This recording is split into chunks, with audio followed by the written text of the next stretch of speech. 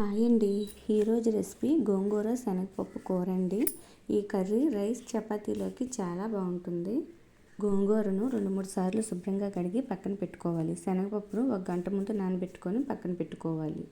ఇప్పుడు కుక్కర్లోకి ముందుగా నానబెట్టుకున్న శనగపప్పు, ముందుగా క్లీన్ చేసుకున్న గోంగూరను వేసుకొని కొద్దిగా వాటర్ వేసుకొని కుక్కర్ మూత పెట్టి స్టవ్ పైన పెట్టి 3 విజిల్స్ వచ్చేంత వరకు ఉడికించుకోవాలి. ఇలా ఉడికిన తర్వాత పప్పు గుత్తుతో మెదుపుకోవాలి.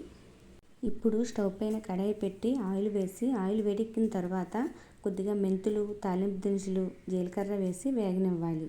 ఇప్పుడు 2 ఎండుమిర్చి, వెల్లుల్లి రెబ్బలు, ఉల్లిపాయ ముక్కలు, పచ్చిమిర్చి, కరివేపాకు వేసి వేగనివ్వాలి.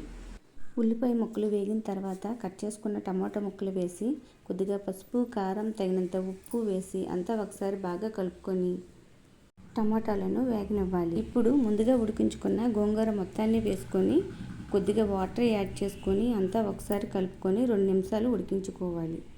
అంతేనండి, గోంగూర పచ్చిశనగపప్పు కూర రెడీ. మీరు కూడా ఒకసారి ట్రై చేయండి. నచ్చితే లైక్ అండ్ సబ్స్క్రైబ్.